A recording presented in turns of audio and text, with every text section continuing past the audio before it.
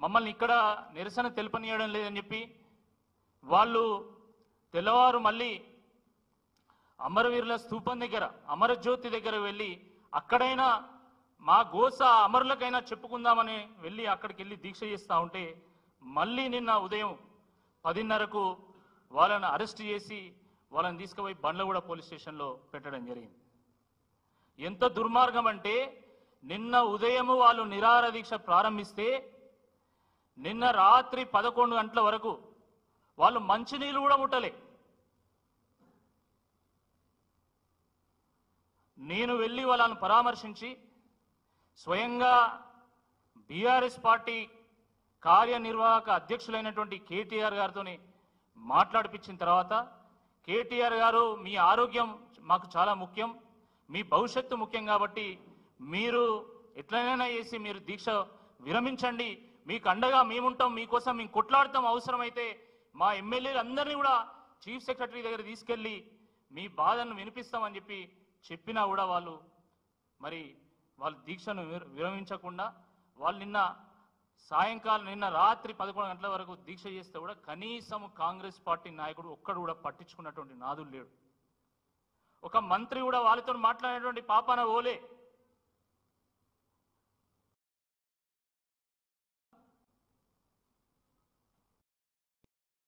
ఇటువంటి మార్పు ఇంత దుర్మార్గమా? జాలి, దయ, కరుణ, కనికరం అనేటువంటిది మీ డిక్షనరీలో అసలు లేనట్టున్నది.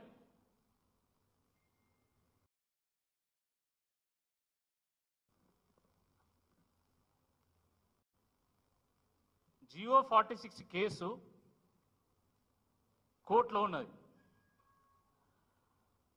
కోర్టు ఇప్పటి వరకు 26 సార్లు ఈ కేసును వాయిదా వేసింది. ప్రపంచంలో ఇంత తక్కువ సమయంలో ఇన్నిసార్లు వాయిదా పడ్డటువంటి కేసు నాకు తెలిసి ఎక్కడా లేదనుకుంటాను.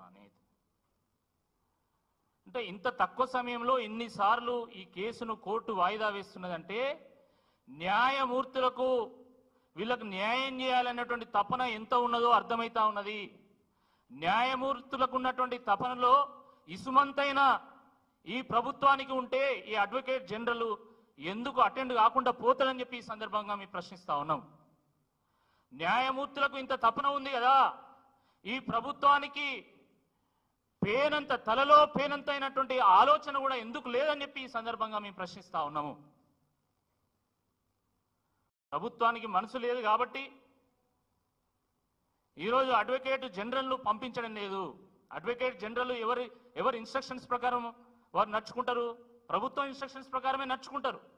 ప్రభుత్వమే ఈరోజు కేసు పరిష్కారం కాకుండా ఆ నిరుద్యోగుల నోట్లో మట్టి కొట్టేటువంటి ఒక ప్రయత్నం చేస్తున్నదనేటువంటి వాస్తవాన్ని ఈరోజు ప్రజానీకం గ్రహించాల్సిందిగా ఈ సందర్భంగా మేము కోరుతా ఉన్నాము.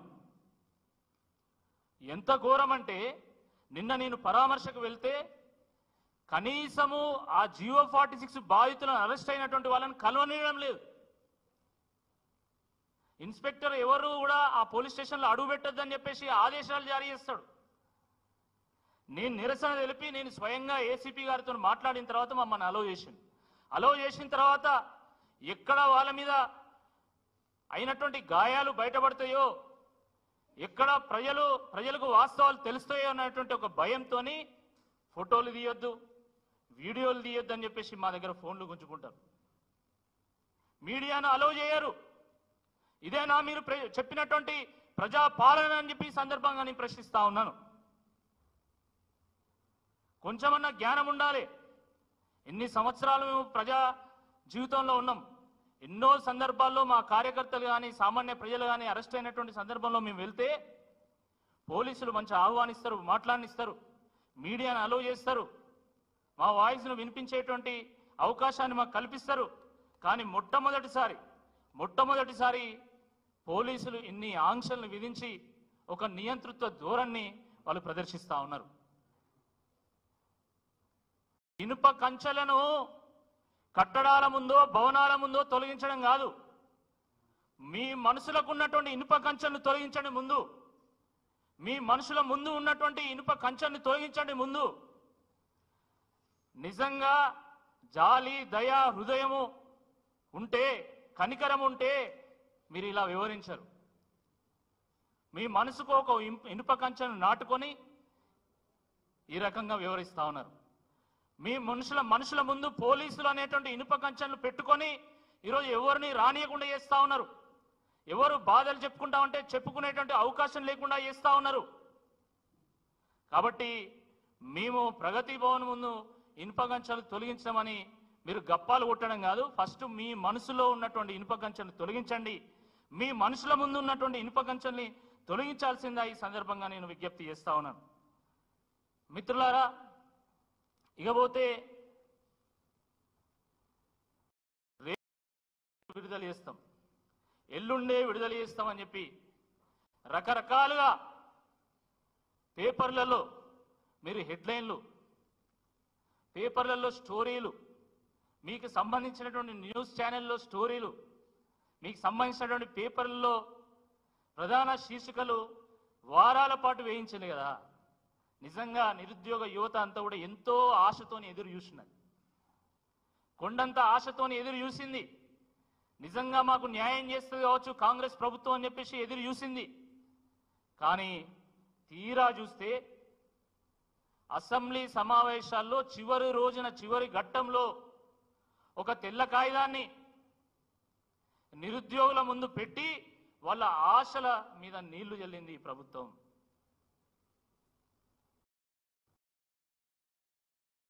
స్కూల్ పిల్లలు సైతం నవ్వుకుంటున్నారు. మొన్న నాకు ఫోన్ వచ్చింది తెలంగాణ భవన్ నుండి. ఇక్కడ ఒక మిత్రుడు అన్న జాబ్ క్యాలెండర్ వచ్చింది, ఒకసారి చూడండి మీరు, ప్రెస్లో నేను మాట్లాడడానికి ఉంటుందని చెప్తే నేను వాట్సాప్ ఓపెన్ చేసి ఆ జాబ్ క్యాలెండర్ను చూస్తే నా పక్కనే మా కజిన్ వాళ్ళ బాబు ఉన్నాడు, స్కూల్ పిల్లవాడు, 5వ తరగతి.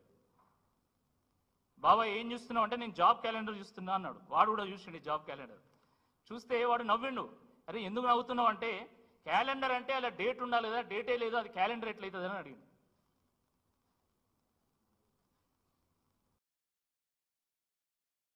నేను ప్రతి పేజు వెతికినా, సరే ఇది డేటు లేదు కాబట్టి ఇది క్యాలెండర్ కాదు, కనీసం జాబులన్నీ ఏమైనా ఉంటాయా అని చెప్పేసి నేను మొత్తం ప్రతి లైన్ టు లైన్ చదివినా. ఇలా ఎక్కడైనా జాబులు ఉన్నాయా అని చెప్పేసి మైక్రోస్కోప్ పెట్టి చూసినా, భూతద్దం పెట్టి చూసినా కూడా ఇలా ఒక్క జాబ్ కూడా కనబడతలేదు.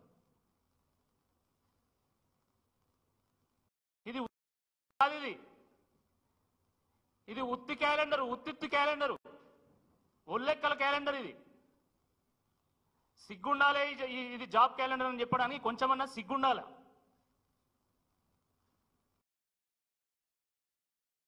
మైసూరు లేకపోయినా కనీసం పాకు ఉంటుంది, మైసూరు బజ్జీలో మైసూరు లేకపోయినా బజ్జీ ఉంటుంది, బొంబాయి రవ్వలో బొంబాయి లేకపోయినా కనీసం రవ్వ ఉంటుంది. కానీ ఈ జాబ్ క్యాలెండర్లో ఇలా జాబు లేదు, క్యాలెండరు లేదు.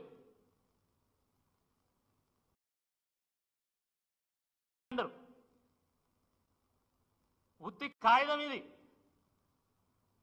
దీనికో ఆథెంటిసిటీ లేదు, దీనికో సిగ్నేటరీ లేదు, ఏది లేదు. అంటే ఇచ్చిన హామీలు నెరవేర్చకుండా జాబ్ క్యాలెండర్ను రిలీజ్ చేసి జారుకుందాం అనేటువంటి ఒక ప్రయత్నం చేస్తా ఉన్నారు మీరు. ఇది జాబ్ క్యాలెండర్ కాదు, జారుకునే క్యాలెండరు. మీ బాధ్యత నుండి మీరు తప్పించుకోవడానికి రిలీజ్ చేసినటువంటి క్యాలెండర్ అని ఈరోజు యువత అంతా కూడా దీన్ని స్వీకరిస్తా ఉన్నది. ఈరోజు ఇంతమంది యువకులు వచ్చేళ్ళు, నేను అసలు వాళ్ళకి చెప్పను కూడా చెప్పలే. నా ప్రెస్ మీట్ ఉన్నదని తెలుసుకొని వాళ్లకు వాళ్ళే అశోక్ నగర్ నుండి నా దగ్గరకు వచ్చింది. మీరు ఒక బీహార్ ఎంతో వెనుకబడినటువంటి రాష్ట్రం అంటారు కదా, అలాంటి Bihar public service commission release చేసినటువంటి వార్షిక క్యాలెండర్ ఇది, జాబ్ క్యాలెండర్. మీరు దీంట్లో గమనించండి, serial number, name of the post, number of vacancies, ఎన్ని వేకెన్సీలు ఉన్నాయి, ప్రిలిమ్స్ ఎగ్జామినేషన్ ఎప్పుడు డేటు, మెయిన్స్ ఎగ్జామినేషన్ ఎప్పుడు డేటు, అదేవిధంగా interview date, final results date, దాని తర్వాత రిమార్క్స్. ఇట్లా Bihar public service commission release చేసినటువంటి క్యాలెండర్లో డేట్లు ఉన్నాయి, నెంబర్ ఆఫ్ జాబ్స్ కూడా ఉన్నాయి, జాబ్ కైండ్ కూడా ఉంది. అదేవిధంగా మన పక్కన్నటువంటి Tamil Nadu public service commission release చేసినటువంటి క్యాలెండర్ మీరు ఒకసారి గమనించండి. Name of the post and examination, number of vacancies, date of notification, date of commencement of examination, number of days. దాని తర్వాత కింద నోట్స్ కూడా ఉన్నాయి. There may be additions or deletions to examinations mentioned in the planner. The planner is tentative and published to enable the candidates to prepare themselves for the examination. The syllabus is available. It is available on the website and further departments అని చెప్పి కూడా దానికి సంబంధించినటువంటి syllabus కంప్లీట్గా డీటెయిల్గా కూడా వారు ఇవ్వడం జరిగింది. అట్లా అన్ని వివరాలు కూడా ఇది రిలీజ్ చేసి మళ్ళీ మిగతా ఫర్దర్ డీటెయిల్స్కి మీరు వెబ్సైట్ కూడా వెళ్ళమని చెప్పడం జరిగింది. ఇక union public service commission calendar చూడండి మీరు. యూనియన్ పబ్లిక్ సర్వీస్ కమిషన్ క్యాలెండర్లో name of the examination, date of notification, date of commencement of exam, duration of the exam కూడా వాళ్ళు మెన్షన్ చేయడం జరిగింది. దీన్ని జాబ్ క్యాలెండర్ అంటారు, కానీ మీరు విడుదల చేసింది అది జాబ్ క్యాలెండర్ ఎట్లయితుంది? మొన్న హరీష్ రావు గారు మాట్లాడుతూ ఇది జాబ్ క్యాలెండర్ కాదు, జోక్ క్యాలెండర్ అన్నారు. నిజంగా అట్లనే ఉన్నది ఇది పరిస్థితి.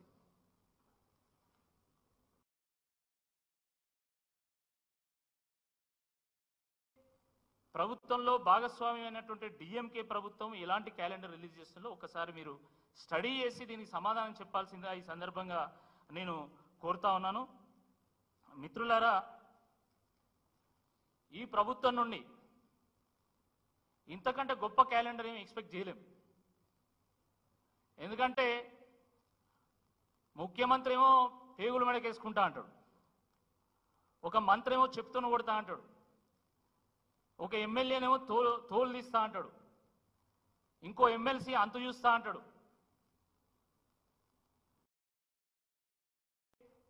ఆ డిస్కవరీ ఛానల్లో చూసినటువంటి అమెజాన్ అడవులు గుర్తొస్తున్నాయి నాకైతే.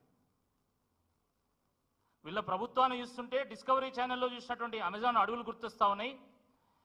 వీళ్ళ మంత్రులు, ఎమ్మెల్యేలు, ఎమ్మెల్సీలు కొందరిని చూస్తూ ఉంటే అమెజాన్ అడవుల్లో ఉన్నటువంటి వింత వింత జీవరాశులు గుర్తుకొస్తున్నాయి. అంత వింతగా ప్రవర్తిస్తూ ఉన్నారు. అరే, మా యువతకి ఇచ్చినటువంటి హామీల సంగతి ఏంది అని చెప్పేసి బీఆర్ఎస్ పార్టీ ఎమ్మెల్యేలు అసెంబ్లీలో ప్రభుత్వాన్ని ప్రశ్నించేటువంటి ఒక ప్రయత్నం చేస్తూ ఉంటే ఎమ్మెల్యే ఏం మాట్లాడతాడు? తోలు తీస్తా, అంతు చూస్తా, బయటికి రండి, తడాకా చూపిస్తా. నువ్వు కుస్తీ పట్టాలనుకుంటే నువ్వు కుస్తీ పోటీలో పోవాలి. అసెంబ్లీకి ఎందుకు వచ్చినా నేను? నువ్వు ఈ మాత్రం భాష మాట్లాడడానికి అసెంబ్లీ కనుక రావాలన్నా? నీ గల్లీలో మాట్లాడుకోవచ్చు కదా. చాలా మంది వీరొక్కరే కాదు, వీరేమో అసెంబ్లీలో మాట్లాడిండ్రు. బయట కొంతమంది ఎమ్మెల్యేలు మాట్లాడుతున్నారు, నీ సంగతి చూస్తా, నా తడాకా చూపిస్తా, దా చూసుకుందాం. నిజంగా కుస్తీ పట్టాలనుకున్నటువంటి అందరూ కూడా హైదరాబాద్లో చాలా కుస్తీశాలలు ఉన్నాయి, అక్కడికి పోవచ్చు, బాగుంటుంది. మీరు అసెంబ్లీకి రావాల్సినటువంటి అవసరం లేదు, అసెంబ్లీ పరువు తీయాల్సినటువంటి అవసరం లేదు, ప్రజలు తలదించుకునేలాగా చేసుకోవాల్సినటువంటి అవసరం లేదని చెప్పి ఈ సందర్భంగా మేము గుర్తు చేస్తా ఉన్నాం.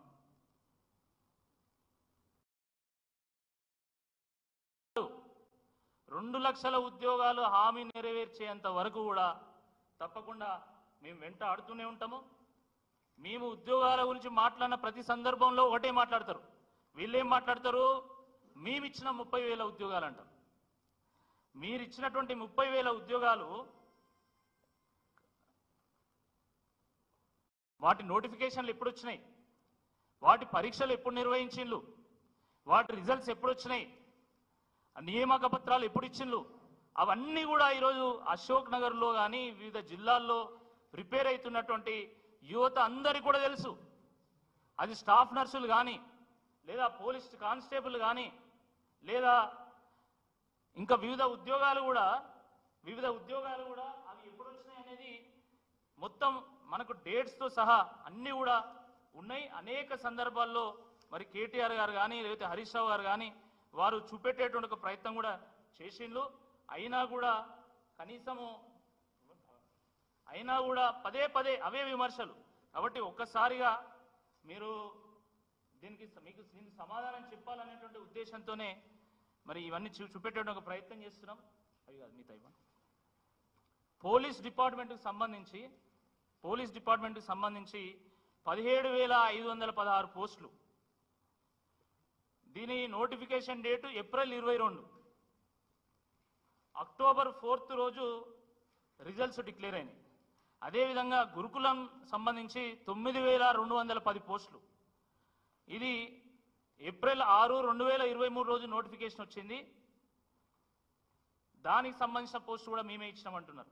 స్టాఫ్ నర్సుకు సంబంధించి 7,094 పోస్టులు. దీనికి సంబంధించి 2022 డిసెంబర్ రోజు నోటిఫికేషన్ వచ్చింది. ఇటీవల నేను ఎగ్జామ్ జరిగింది. దీనికి సంబంధించి కూడా మేమే ఇచ్చినాము, నోటిఫికేషన్ మేమే ఇచ్చినామని చెప్పేసి వీళ్ళు మాట్లాడుతూ ఉంటారు. ఈ రకంగా అనేక అంశాలు చాలా క్లారిటీతోని ఈ డాక్యుమెంట్ కూడా మేము మీడియాకు ఇస్తాము. ఇది కూడా మీరు చూడాల్సిందిగా నేను కోరుతున్నా. ఇప్పుడు ఏ పోస్టు, నెంబర్ ఆఫ్ పోస్ట్ ఏంటి, దీని నోటిఫికేషన్ వచ్చింది ఎప్పుడు వచ్చింది, దీని ఎగ్జామ్ ఎప్పుడు నిర్వహించినా కూడా చాలా స్పష్టంగా ఇందులో ఉంది. దీనికి సంబంధించి ఈ డాక్యుమెంట్ కూడా మేము రిలీజ్ చేస్తాం. ఇది కూడా చూడాల్సిందిగా ఈ సందర్భంగా నేను కోరుతున్నా. ఇదే కాకుండా ఇప్పుడు మళ్ళా ఇంకొక 10,000 పోస్టులు అంటే బీఆర్ఎస్ ప్రభుత్వం ఉన్నప్పుడు రిలీజ్ చేసినటువంటి నోటిఫికేషన్ల ద్వారా జరిగినటువంటి పరీక్షా ఫలితాలను వెల్లడించారు. దానికి సంబంధించిన నియామక పత్రాలు కూడా రెడీ చేస్తున్నారు. ఇంకో 10,000 పోస్టులు ఏవి అంటే అవి group 4 junior lecturers, TSPSC, assistant professors and assistant lecturers, polytechnic lecturers, ఇవన్నీ కలిపితే మళ్ళీ 10,000. ఇవి కూడా మేమే ఇచ్చినామని చెప్పుకోవడానికి మళ్ళీ ప్రభుత్వం సిద్ధమవుతాం. మామూలుగా ఊర్లల్లో ప్రతి ఊర్లో ఒకరిద్దరు ఉంటారు. ఎవరు పెళ్లి జరుగుతుంది అనేది వాళ్ళకి సంబంధం లేదు. ఎవడు పెళ్లి జరిగినా కూడా వాళ్ళ భరతులకు వచ్చి వీళ్ళు డ్యాన్సులు చేస్తూ ఉంటారు. ఇప్పుడు కాంగ్రెస్ వాళ్ళ పరిస్థితి కూడా అట్లనే ఉన్నది. ఎవరు ఉద్యోగాలు ఇచ్చినా అనేది సంబంధం లేదు. ఉద్యోగ నియామక పత్రం ఇస్తే చాలుగా నేనే ఇచ్చిన. ఎల్బీ స్టేడియంలో ఊరంతా టెంట్ వేసి డప్పు కొట్టి మరి మేమే ఇచ్చినామని చెప్పేసి సిగ్గు లేకుండా చెప్పుకుంటున్నాను. మీకు నిజంగా నిజాయితీ ఉంటే, మీకు చిత్తశుద్ధి ఉంటే మీరు రిలీజ్ చేసినటువంటి నియామక పత్రాలకు గాను వాటికి ఎప్పుడు నోటిఫికేషన్లు ఇచ్చిండ్రు, ఎప్పుడు పరీక్షలు నిర్వహించిండ్రు, ఎప్పుడు రిజల్ట్స్ ఇచ్చిండ్రు ఒకసారి బయట పెట్టండి. మీరు ఎందుకు పెడతలేరు? మీరు ఒక్క జాబు ఇచ్చినా కూడా అశోక్ నగర్కు మేము వస్తాం, మీరు ప్రూవ్ చేయండి. ఒక్క నిరుద్యోగితోనైనా అనిపించండి, మేము రాజీనామా చేయడానికి సిద్ధంగా ఉన్నామని చెప్పేసి కేటీఆర్ గారు ఏదైతే సవాలు విసిరిందో, దమ్ముంటే ఆ సవాల్ని స్వీకరించాల్సిందే. ఈ సందర్భంగా నేను కాంగ్రెస్ పార్టీ నాయకులను కోరుతా ఉన్నాను. స్వయంగా కేటీఆర్ గారు అసెంబ్లీ సాక్షిగా మాట్లాడేం లేదా? ఆ సవాల్ను మీరు స్వీకరించట్లేదంటేనే మీరు అబద్ధాలను ప్రచారం చేస్తున్నారు, తోక ముడిచి పారిపోతున్నారని చెప్పేసి ఈరోజు మనం భావించాల్సి ఉంటుందని చెప్పి ఈ సందర్భంగా నేను గుర్తు చేస్తున్నా. నాడు రాష్ట్ర యువతను అవసరానికి వాడుకున్నారు. ఈరోజు వాళ్ళ జీవితాలతోనే ఆడుకుంటున్నారు. ఆ రోజు అధికారం కోసం వాళ్ళ కాళ్ళు పట్టుకున్నారు. ఏ చేతులతోనైతే ఆ రోజు కాళ్ళు పట్టుకున్నారో ఈరోజు అదే చేతులతోని నిరుద్యోగుల కాలర్ పట్టుకుంటా ఉన్నారు, వాళ్ళ కంఠాన్ని నలుపుతా ఉన్నారు. ఆ రోజు మీరు అండగా ఉంటామన్నారు, కానీ ఈరోజు ప్రశ్నిస్తే అక్రమంగా అరెస్టులు చేస్తూ ఉన్నారు, వాళ్ళ మీద అరాచకం సృష్టిస్తూ ఉన్నారు. మీరు ఎంత అణిచివేస్తే తిరుగుబాటు అంత తీవ్రమవుతున్నది అనేటువంటి వాస్తవాన్ని గుర్తుంచుకోవాల్సిందిగా నేను నిరుద్యోగుల పక్షాన విజ్ఞప్తి చేస్తా ఉన్నాను. మీరు జీవోను రద్దు చేసేంత వరకు మేము ఓజీలాగా రణమెత్తుతూనే ఉంటాము, రణరంగాన్ని సృష్టిస్తాము, వేటాడుతాం, వెంటాడుతాము. తప్పకుండా మీరు దిగి వచ్చేంత వరకు తప్పకుండా అన్ని రకాల ప్రయత్నాలు చేస్తామని చెప్పి ఈ సందర్భంగా నేను విజ్ఞప్తి చేస్తా ఉన్నాను. నిరుద్యోగ యువతను కూడా నేను విజ్ఞప్తి చేస్తున్నాను. ఎందుకంటే నిన్న మొన్న వాళ్ళ గ్రూప్లల్లో ఒక ఇద్దరు యువకులు మేము సూసైడ్ చేసుకుంటామని చెప్పి పెట్టడం జరిగింది. నాకు కొంతమంది ఫోన్ చేస్తే నేను పర్సనల్గా వాళ్ళతో మాట్లాడి, మీరు సూసైడ్ చేసుకోవాల్సినటువంటి అవసరం లేదు, మనం పోరాడాలి, పోరాడితే పోయేదేముంది, బానిస సంఖ్యలు తప్ప అని చెప్పేసి వాళ్ళకు ధైర్యం నింపేటువంటి ఒక ప్రయత్నం చేశాను. అదేవిధంగా కేటీఆర్ గారితో కూడా మాట్లాడించడం జరిగింది. కాబట్టి నిరుద్యోగులందరికీ కూడా మేము విజ్ఞప్తి చేస్తున్నాము, కాంగ్రెస్ పార్టీ ఇచ్చినటువంటి ప్రతి హామీని నెరవేర్చే విధంగా తప్పకుండా మేము పోరాడతాం, మీ వెంట నిలుస్తాం, మీకు అండగా నిలబడతాము, తప్పకుండా మీకు జాబ్స్ వచ్చే విధంగా మేము చూస్తాము, అన్ని రకాలుగా ఆదుకుంటామని చెప్పేసి రాష్ట్రంలో ఉన్నటువంటి యువత అందరూ కూడా మేము విజ్ఞప్తి చేస్తున్నాం. అదేవిధంగా తప్పకుండా మరి ఇప్పుడు పార్లమెంటు సెషన్లు ఉన్నాయి. పార్లమెంటు సెషన్ల సందర్భంగా కూడా మేము యువతకు విజ్ఞప్తి చేస్తున్నాం. మీరు ఇక్కడున్నటువంటి ఎంపీలను కలవండి, వాళ్ళని నిలదీయండి. మీ ఓట్లతోనే వాళ్ళు గెలిచిళ్ళు కాబట్టి వాళ్ళని నిలదీయండి. మేము ఓట్లేస్తే మీరు ఎంపీలుగా గెలిచిళ్ళు, మీరు ఎంపీలుగా గెలిచి ఏం చేస్తున్నారు? ఆ పార్లమెంటు సాక్షిగా, ఆ పార్లమెంటు వేదికగా మీరు రాహుల్ గాంధీ గారిని ఎందుకు ప్రశ్నించారు? అదే రాహుల్ గాంధీ గారు అశోక్ నగర్కి వచ్చి వారు మేము జాబ్స్ ఇస్తామని చెప్పేసి ప్రామిస్ చేసిండు, జియో 46 రద్దు చేస్తామని ప్రామిస్ చేసిండు కదా.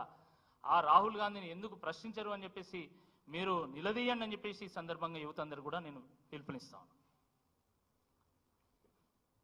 క్వశ్చన్స్ ఉంటే అడగచ్చు. ఆ నిరుద్యోగ యువతనే ఈరోజు మా కష్టాలు చెప్పుకుందామని చెప్పి వాళ్ళు ప్రజాభవన్కు వెళ్తే వాళ్ళ కష్టాలను వినకుండా, ఈరోజు వాళ్ళ కన్నీళ్లను తుడవకుండా, ఈరోజు వాళ్ళను కొట్టి వాళ్ళని కేసుల పాలు చేసి వాళ్ళ మీద అరాచకం చేయడం చాలా దురదృష్టకరం. ఆ రోజు కాంగ్రెస్ పార్టీ ఏం చెప్పింది? ఇది ప్రజాభవనం, ప్రజల కన్నీళ్లు చూడడం, ప్రజల కష్టాలు వినడము ఈ ప్రజాభవన్ కర్తవ్యం అన్నారు అని అనేక రకాలుగా కాంగ్రెస్ పార్టీ కహానీలు చెప్పింది. కానీ దురదృష్టకరమైనటువంటి విషయం ఏంటంటే ఈరోజు మా కష్టాలు చెప్పుకుందామని వెళ్ళినటువంటి జియో 46 బాధితుల మీద ఈరోజు పిడిగుద్దులు గుద్ది అర్ధరాత్రి 1:30కు వాళ్ళను అరెస్టు చేసి వాళ్ళను ఒక్కో దగ్గర 10 మందిని 20 మందిని వదిలి దాని తర్వాత కొంతమందిని అరెస్ట్ చేసి తీసుకెళ్లడం జరిగింది. మిత్రులారా,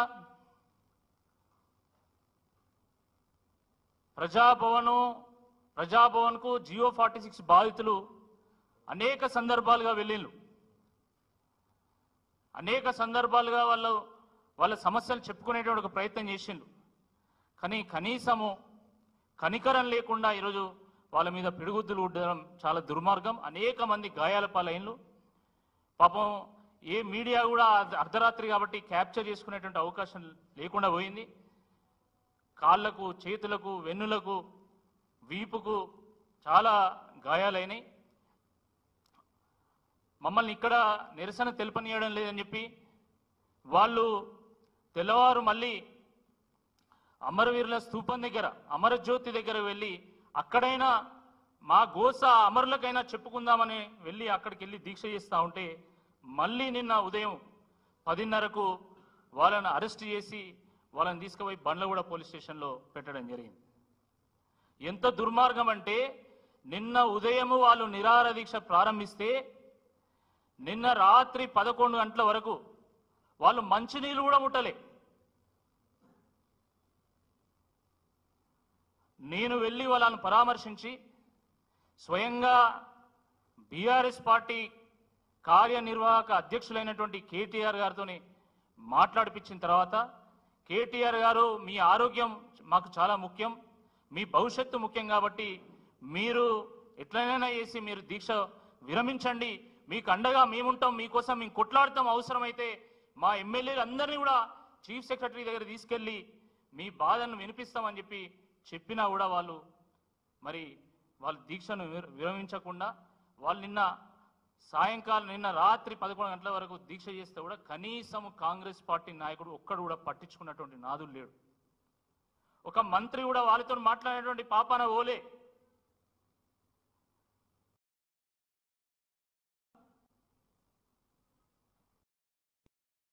ఇటువంటి మార్పు ఇంత దుర్మార్గమా? జాలి, దయ, కరుణ, కనికరం అనేటువంటిది మీ డిక్షనరీలో అసలు లేనట్టున్నది.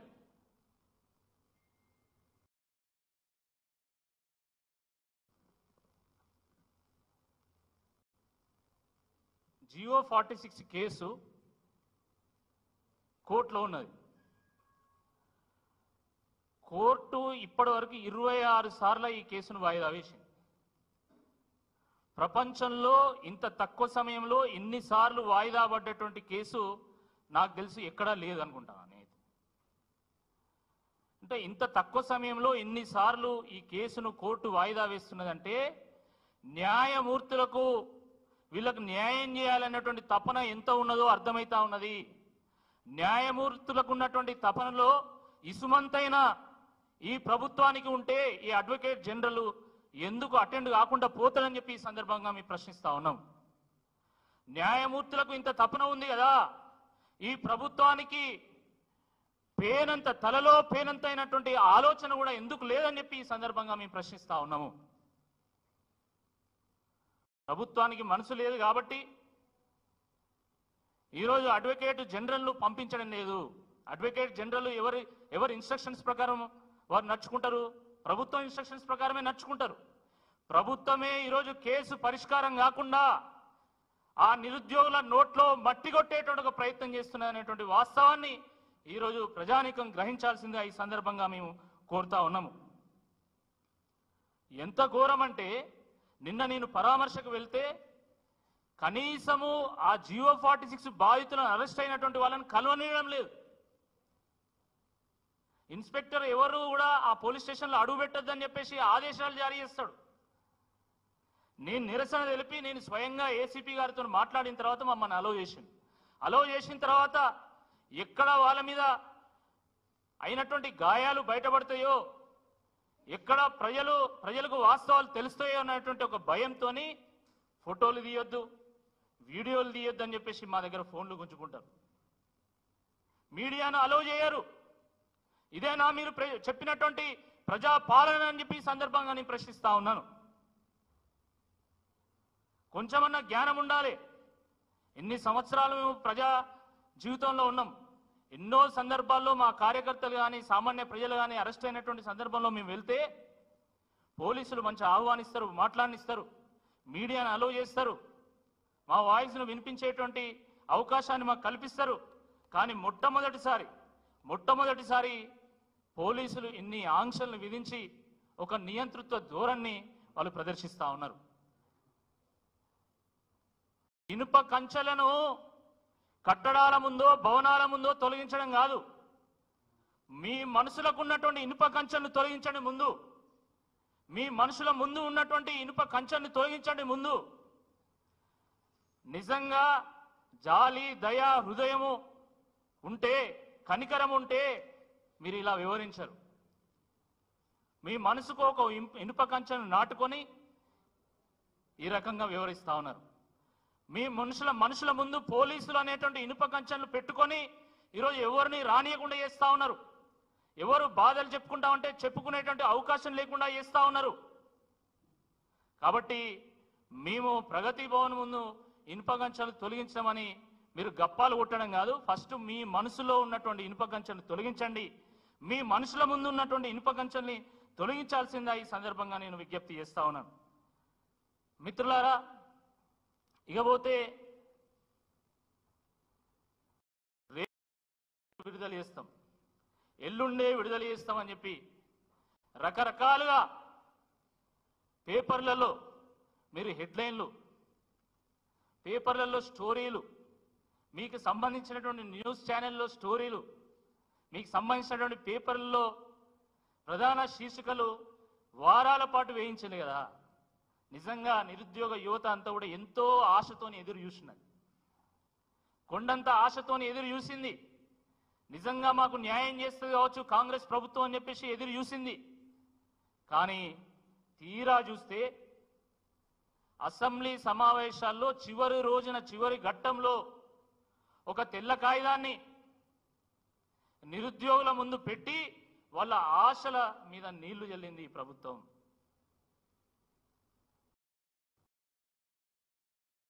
స్కూల్ పిల్లలు సైతం నవ్వుకుంటున్నారు. మొన్న నాకు ఫోన్ వచ్చింది తెలంగాణ భవన్ నుండి.